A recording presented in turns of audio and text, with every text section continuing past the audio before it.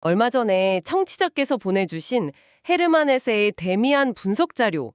와, 정말 시간 가는 줄 모르고 읽었습니다. 이걸 그냥 문학 피평이라고 할 수 있나 싶더라고요. 거의 뭐 뇌과학이랑 사회심리학 논문 한 편을 보는 것 같았어요. 맞아요. 저도 정말 감탄하면서 봤습니다. 특히 그 싱클레어, 크로머, 데미안의 관계 있잖아요. 이걸 미성숙한 전두엽하고 마키아벨리적 지능의 대결로 풀어내신 걸 보고 아, 소설이 이렇게도 보이는구나 싶었습니다. 네, 그 비유가 정말 핵심을 꿰뚫었죠. 그래서 오늘은 바로 그 놀라운 분석을 좀 출발점으로 삼아보려고 합니다. 한 소년의 내면적인 투쟁이 어떻게 우리 사회의 어떤 구조적인 문제, 더 나아가서 신경과학적인 한계까지 연결되는지 그 큰 그림을 한번 같이 그려볼까 합니다. 좋습니다. 청취자님 분석 덕분에 100년도도 된 고전이 완전히 현디적인 사례 연구로 재탄생한 느낌이었어요. 한 개인의 심리적인 굴레가 어떻게 보이지 않는 사회 시스템 때문에 계속 유지되고 또 어떻게 방치되는지 아주 생생하게 보여줬죠. 네, 맞아요. 그럼 청취자께서 열어주신 이 길을 따라서 가장 작은 단위인 싱클레어의 뇌 속에서부터 한번 시작해볼까요? 좋습니다. 그럼 바로 본론으로 들어가 보죠. 분석에서 처음 짚어주신 것처럼 이야기의 시작점에서 10살 싱클레어는 아직 뇌의 CEO라고 불리는 전두엽 피질, 그러니까 PFC가 한창 발달 중인 상태잖아요. 네, 아직 공사 중인 상태죠. 그렇죠. 미래를 계획하거나 당장의 충동을 억누르거나 뭐 복잡한 상황에서 전략을 짜는 그런 실행 기능이 아직 완성되지 않은 거죠. 바로 그 지점이 모든 비극의 시작입니다.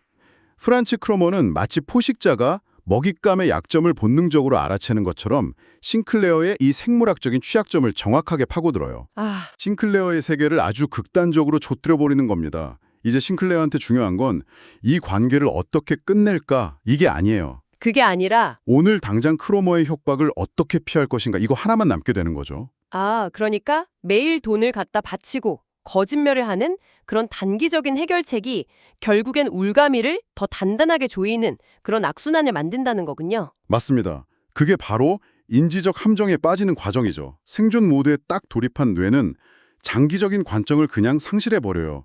당장의 위협을 피하는 게 너무 중요해서 그 행동이 결국 자기 주체성을 갉아먹고 있다는 사실을 인지할 여유가 없는 겁니다. 마치 이자 높은 사채를 써서 급한 불만 끄는 것 같네요. 정확합니다.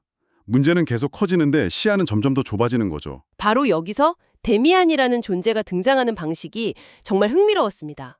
분석에서 데미안은 싱클레어의 외부 전두엽 피질이라고 비유하셨는데 와, 이 표현 하나가 정말 많은 걸 설명해 주더라고요. 굉장히 정확한 비유죠.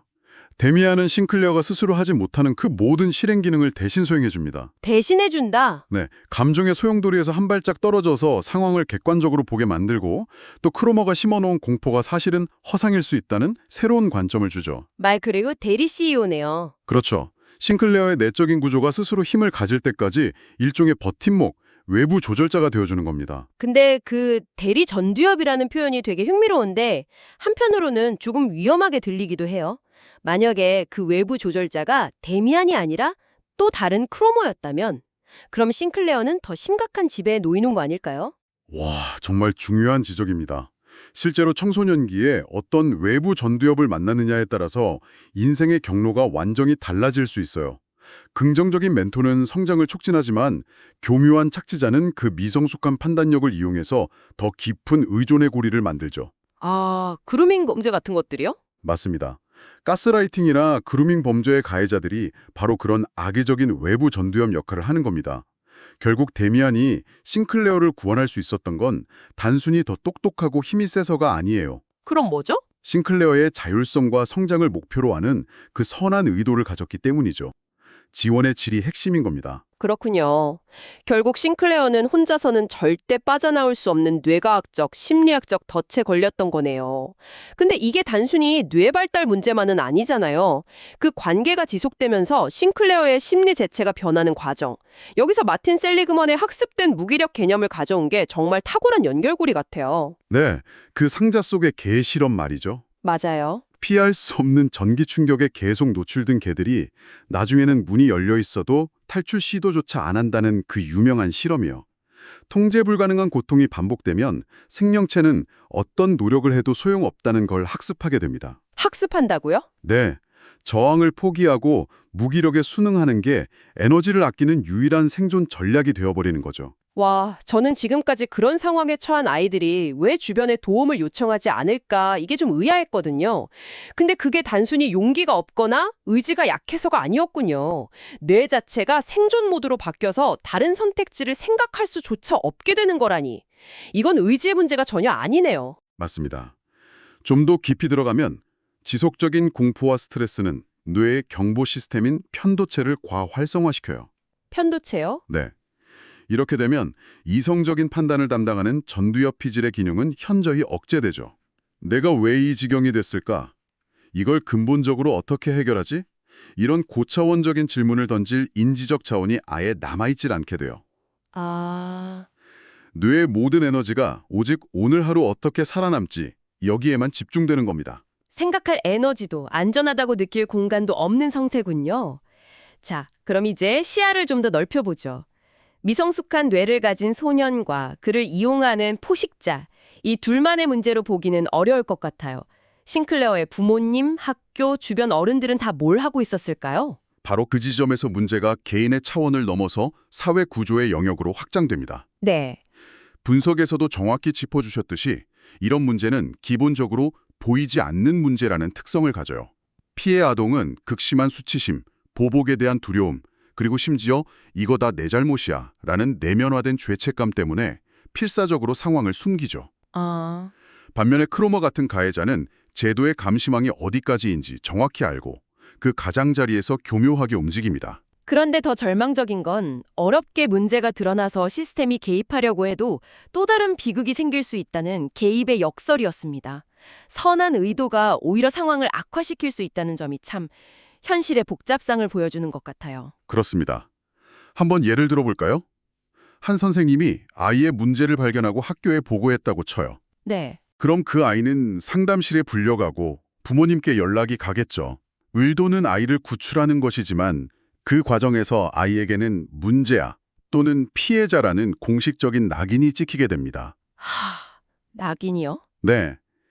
다른 친구들과는 다른 존재로 구분되고 어쩌면 따돌림의 대상이 될 수도 있어요. 결국 아이를 밝은 세계로 이끌려던 시도가 역설적으로 아이를 어두운 세계의 구성원으로 공식 인증해주는 셈이 될 수 있는 거죠. 듣고 보니 정말 딜레마네요.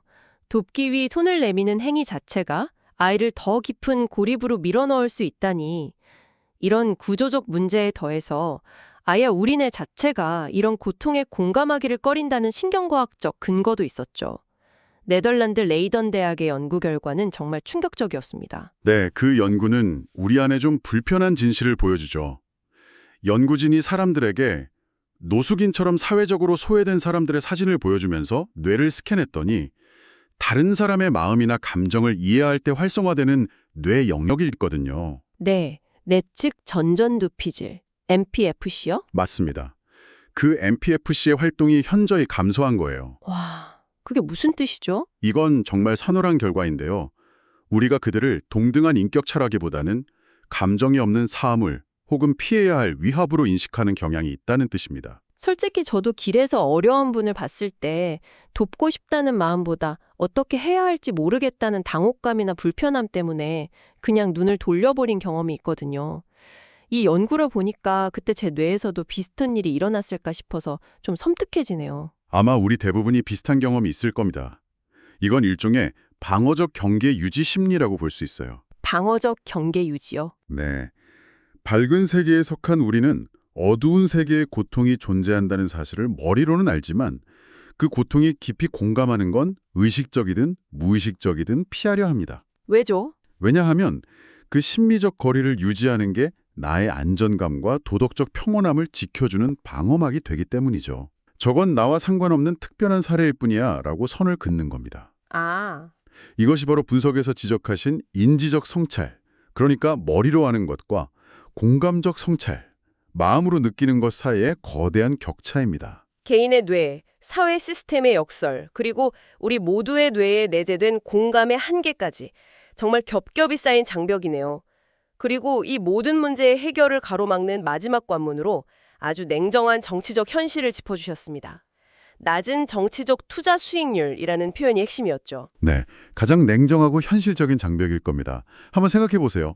위기 청소년 지원 시스템을 구축하는 정책은 최소 10년 이상 꾸준히 투자해야 아주 조금씩 성과가 나타나는 굉장히 장기적인 프로젝트입니다. 그렇죠.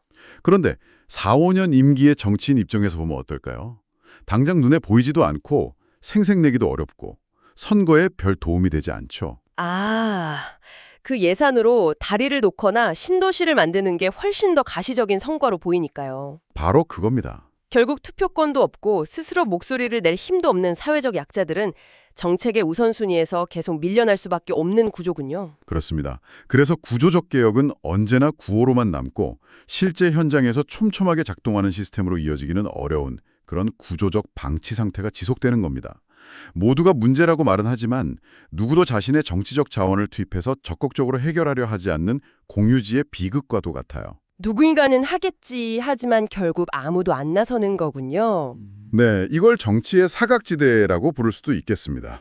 자, 청취자님의 날카로운 분석을 따라오다 보니 정말 무겁고 어려운 결론에 다다르게 되네요.